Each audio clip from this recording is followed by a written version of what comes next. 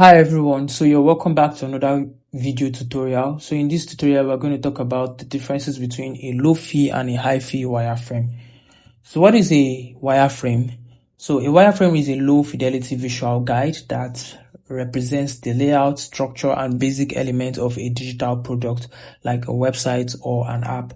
So it focuses on what goes where, the placement, the arrangement of elements such as navigation, buttons, images, content, and forms without getting into the final design details like colors, font, or animation.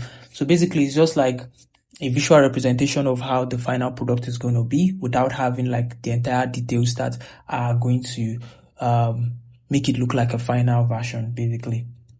So now let's differentiate between a low fidelity and high fidelity wireframe. But before I go further, just know that we have two types of wireframes. We have the low fidelity wireframe and we also have the high fidelity wireframe. So now anytime you hear the word low-fi, it means low fidelity, and anytime you hear the word high-fi, it means high fidelity wireframe. So now let's quickly look at the purpose. So basically, the purpose of a low fidelity wireframe is just basically quick sketch to visualize ideas and test early concepts.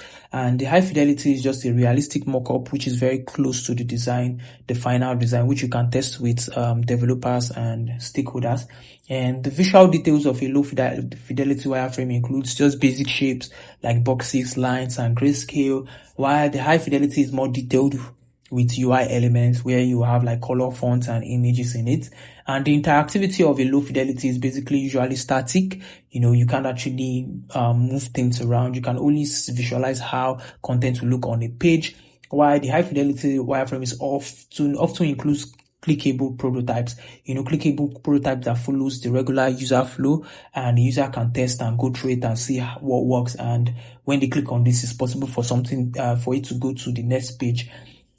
And now, when we're talking about the tool used to create low fidelity wireframe, most times it's advisable to do your low fidelity wireframe on pen and paper.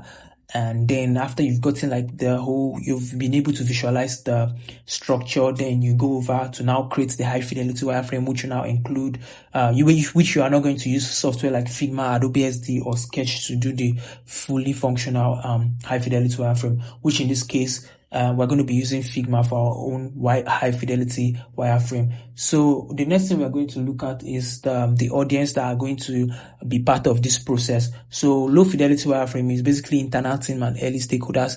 They are the ones that are going to help you look at these particular samples of your pen and paper sketch and probably your basic Figma low-fi wireframe, and they will just give you feedback. While in terms of the high fidelity wireframe, this is more like you're going to be testing this with the developers, clients, investors, usability testers, and even most times the users also can be part of this testing process.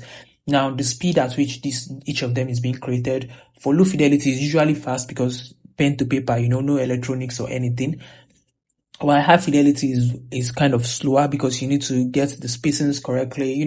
Basically the only thing that might differentiate a high fidelity wireframe and the final result might just be like colors, images, and some extra details and icons, and probably like it depends. A high fidelity wireframe is also going to have an icon, so it might just a very simple. But let's quickly check the next distance so that you can actually see the difference. And now the difference of a low fidelity and a high fidelity wireframe. So basically, as you can see on my left, we have the low fidelity wireframe. So this is something you can basically do with your pen and paper. You get just quick sketch, just draw it like a box that represents the screen and just have like different sketches across.